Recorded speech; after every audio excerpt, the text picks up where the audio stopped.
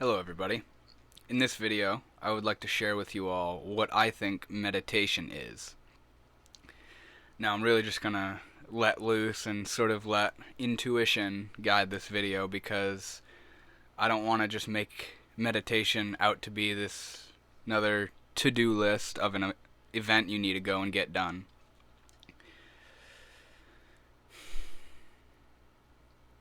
So again, this is my understanding of meditation and what I have come to understand meditation is, and you may have a completely different understanding or perspective on what meditation is, and that's okay. I just want to share with you all what I think meditation is and, why I think it's a good thing.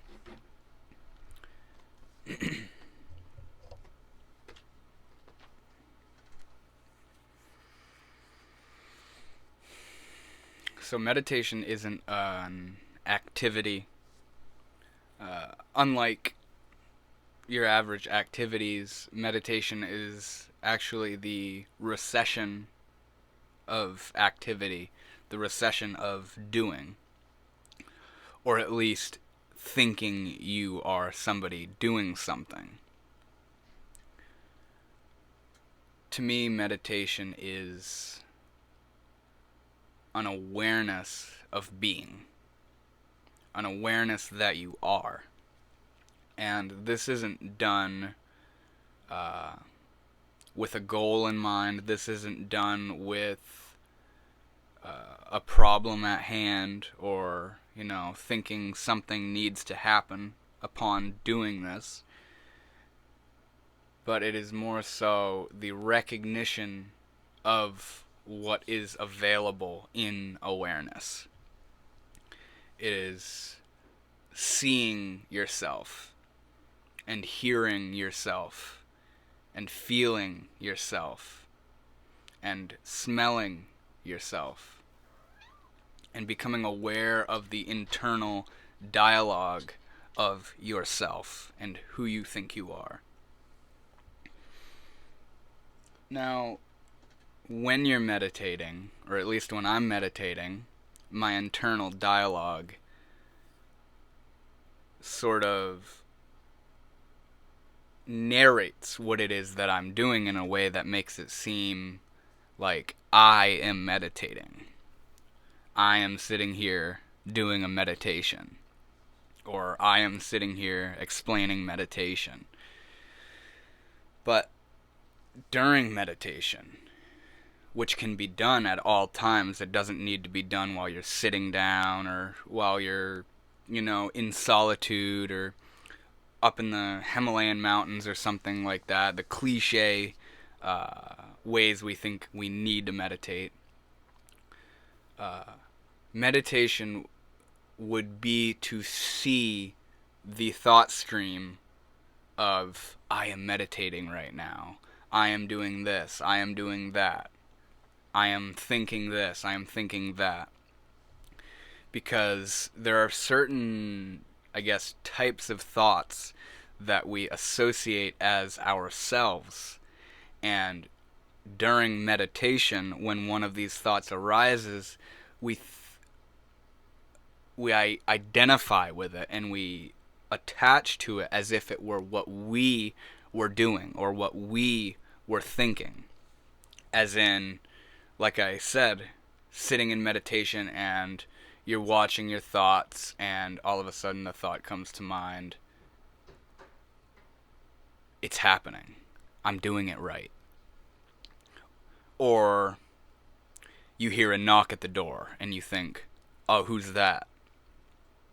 When those types of thoughts arise, the awareness of it being a thought, just that, a thought, vanishes and you attach yourself to it. You attach identity to it and think it's you wondering that or you asking that or you doing that or whatever it is. You can sit and watch your thoughts all you want. But when the internal thoughts of I'm watching my thoughts arise, you must be able to see that thought as well, and not see it as you, as your true self and what you're truly doing, because all form of conceptualization is arising on awareness. It is not the innate awareness of thought. It is an attachment and an identification with thought. And this is what creates such a hassle for people, is thinking you're meditating, but you're actually caught up in a mental dialogue or a mental narrative that at the time may be seeming to put itself off to be like you're on the right track and these are the right types of thoughts to be having. But sooner or later, the attachment and identification and association with these thought forms will become an obstacle between the individual and their meditation and being in a meditative state.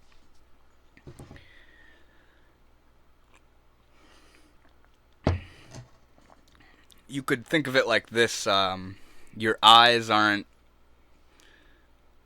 here going, I'm seeing. Your ears aren't here going, I'm hearing. Your tactile sensations themselves are not going, I'm feeling. Your nose isn't going, I'm smelling. This applies to all the senses of awareness or stimulus itself.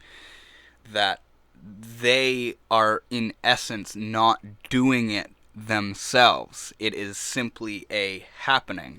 It is what is available in the stream of reality, the stream of existence. But we tend to think that we are doing what we're doing, as if we are separate or different than the vibrating happening that our senses are in tune with. That's why senses are such a good thing to tune into when attempting to meditate, because senses at all times are in touch with awareness. Like, if there is awareness, you can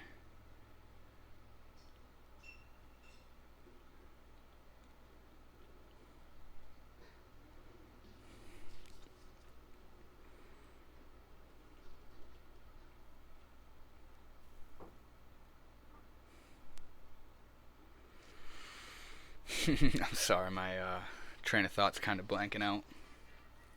But I'm not going to sit here and try to fight for it.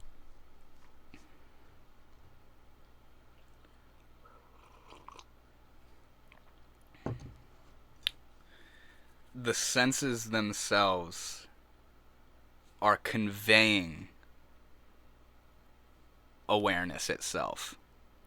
What is available through these senses is what we call existence, is what we call reality. And it has no sense of articulation. It has no sense of conceptualization put onto it. Where sights, things seen, are not what you call them until you label them. This right here is not a coffee cup in essence. It's what you, when you see it, you label it as such. You see coffee cup, you see table, you see trees, you see another person, and you've created all these psychologically based differentiations between the senses. But the senses themselves are conveying a non-differentiated awareness. And that's what makes it something so easy to tune into or to put yourself in. Yeah, because it's always going on, like the breath. It's simply just happening. And if you return to your senses, and like I said earlier, see yourself and hear yourself and feel yourself, the conceptualization of the doing and the doer dissipates and will seem to, I won't say dissolve, but I'll say become very subtle and become very quiet or calm, if you want to call it that.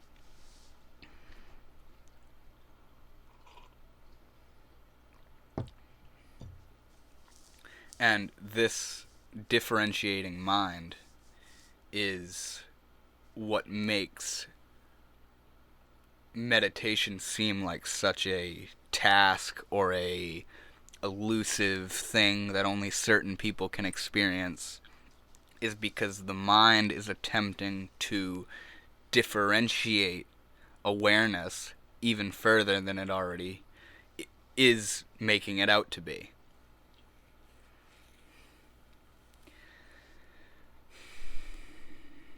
Your senses don't differentiate themselves. Awareness doesn't differentiate itself.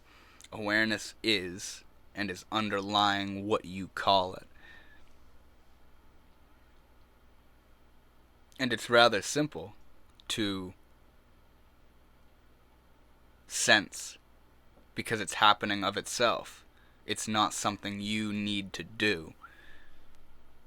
What you'll do is egoically place your attention on it, and this will in turn strangle it even further, because what you call attention is actually a sort of phantom-like awareness that thinks it's you, or that you think you are. And we think that we are awareness. We are this thing that bounces from the thoughts to the senses to the we think we are the ones that are becoming aware and becoming unaware of this or that. But that itself is just another arising thought form. It's not what's happening. It is something in the available thought stream of whatever individual happens to be having that kind of thought.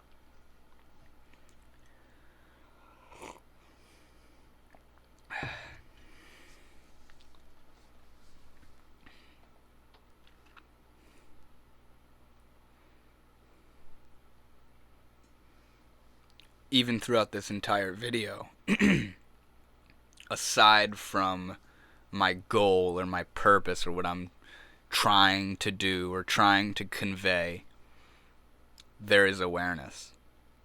There is just reality. And it's not trying to do anything. It's just there. And that is what you tune into to return into a meditative state. You don't think about what's happening. You become aware of what's happening. Or return to the awareness of what's happening.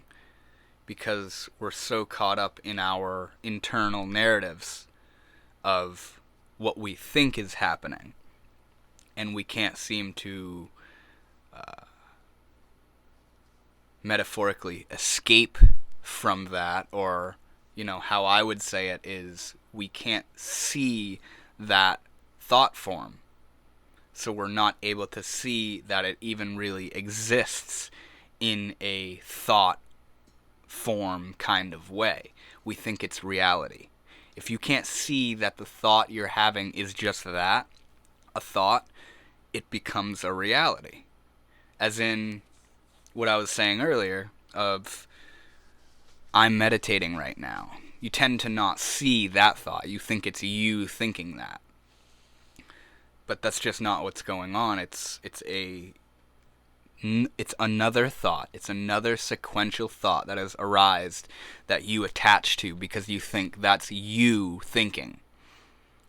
Except for all these other thoughts that are just thoughts you're aware of.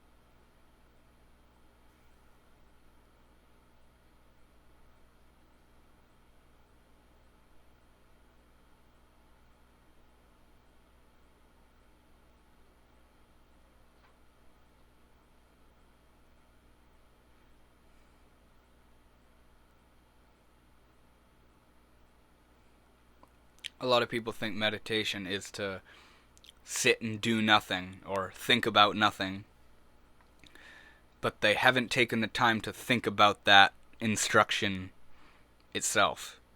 How does one do nothing? How does one think nothing? To somebody who understands the essence of meditation, that statement makes sense. That statement is what's going on, really. But to somebody who is trying to figure out how to meditate, telling them to do nothing or to think about nothing is no good, because it's not what they are basing this nothingness out of, or off of rather,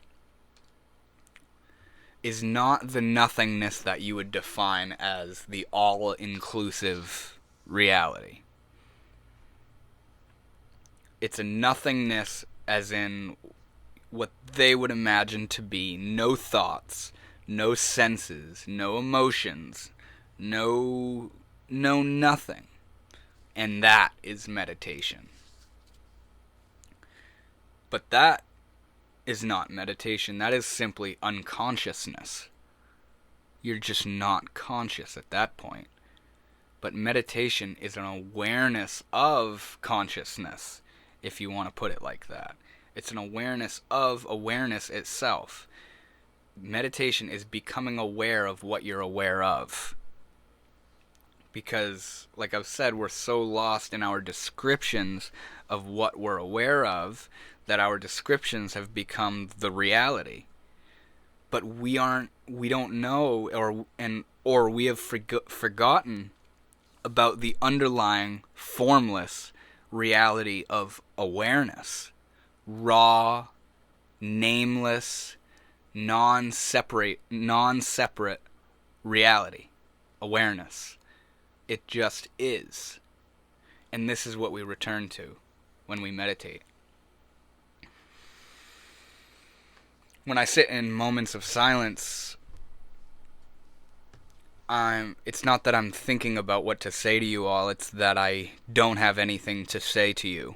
I don't have anything to supply, with words. And I'm not going to try to do it. I'm not going to try to say something. I'm not going to force myself to say something. In the same way I don't try to meditate or force myself to meditate. Because the forcer and the trier and the doer is the one that ceases to be within meditation. People who do psychedelics may have experienced ego death, where their ego is chemically forced into a state of ceasing to be temporarily, and experienced a unitive awareness. This is the same space. Now, I want to be clear, not what you're aware of That's not the same. That is everly changing.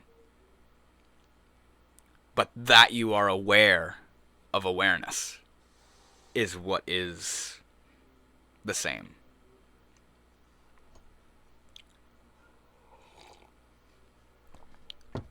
Now, I said earlier... Oh, that felt good. I said earlier why I think, I'd mentioned why I think meditating is a good thing. So I feel I should go in on that a little bit. And I hope I gave you a good understanding of, what I think meditation is. But, why it's a good thing to do, in my opinion. First of all, it's like a psychological pain reliever. Anger doesn't stand a chance against meditation, within meditation. Even the roots of suffering itself, of all digressions of suffering, don't hold ground in a meditative state. Things get uprooted, or the malevolent meaning behind something has a light shined onto it, and it's revealed and exposed. And the devilish outcome or goal or meaning or attachment it is that you had becomes available, and you see, oh, that's what I wanted, that's why I wanted it, and this all becomes available to you, usually in a state of anger or a state of sadness or fear. We're completely swarmed by the emotion itself. And when I find myself getting frightened or kind of sad or, more often than not, angry, I sit down, and this is just how I do it. You don't need to sit down. Sometimes I won't even sit down. Sometimes I'll just remain where I am and just, I'll either close my eyes or I'll stare off into the distance. And I begin by feeling myself, feeling what I'm aware of. And there's a lot of anger present. And the anger is, in every moment, distilling down into thought that is justifying and backing up and refueling and rekindling this feeling of anger. And if I were to, like I was saying earlier, identify with one of these thoughts and think it were to be me, I become furious. I become more and more and more frustrated. But if I can remain aware of the anger itself and the thoughts that are coming in causal effect of the anger, if I can see these things arising, it's like watching a fire burn out. And this fire doesn't last long, in my experience, an anger, a very angered state held up against a meditative state, a meditative awareness of anger, it only lasts 10 to 40 minutes. If you can just sit, and it's, in my opinion, that's better than being pissed off all day long or for multiple days over something, because you just can't get rid of the emotion, you can't get rid of the thoughts that are coming into the mind in regards to the emotion, and it's just seeming to perpetuate itself, and you're the one perpetuating it. So to sit down and become aware of all the factors that are at play during, it doesn't need to be a state of suffering or a moment of suffering. Sit down when you're completely happy. Sit down when you're fine. Sit down when you're bored. Sit down when you're busy. And become aware. Return to awareness. And see what's happening. See what's happening. See how you really feel. about your day, about yourself, about what you think you're doing, about the people in your life, about what you're doing with your life. All these things. Let these things just flow and arise and run like a river. And you'll learn a lot about yourself. And you'll learn the ins and outs and all the tricky, sinister ways in which your mind tries to bring you back in. And it tries to it gets you to pull back into it. You know, you're opening up, you're becoming free from your mental concepts, and then one concept pops up that just seems a little too persuasive, and next thing you know, it's a reality, and you believe in it, and you're fucking trapped again. So just see, be, feel, hear, allow the thoughts, allow yourself to be what you are, and allow what's happening to happen. Just let it happen. Stop thinking you're doing. Stop thinking you're trying. Stop thinking you're almost there but not there yet. These are all psychological obstacles that once seen,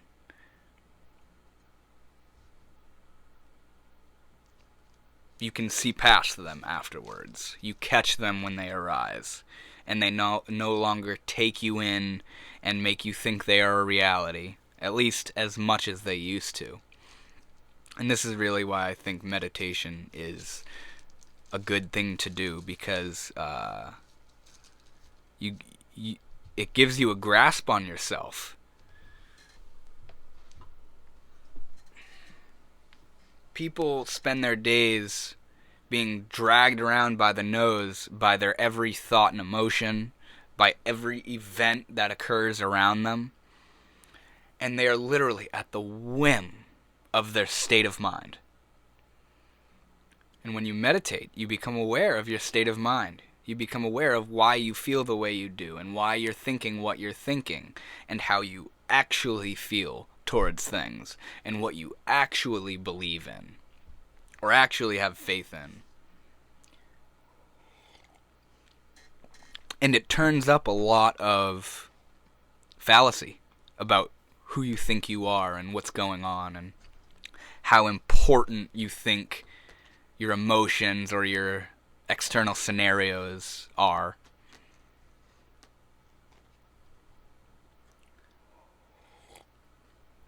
And this helps you. This opens you, because it frees you from being so caught up, being so busy thinking and imagining and pretending, taking things so seriously that you just don't have the time of day to just feel your breath and see what you're seeing, rather than it just being, your playground. See it. Feel yourself. Physically feel yourself being.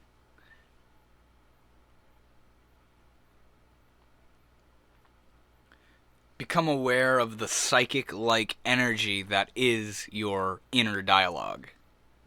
It's not there, but it is. Become aware of that. Don't let it be a silent, hidden reality that you think is truth. See it and allow it to be in the field of awareness.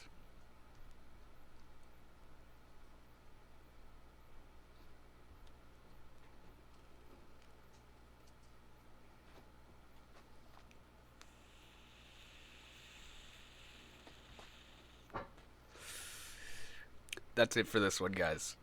Thank you so much for watching.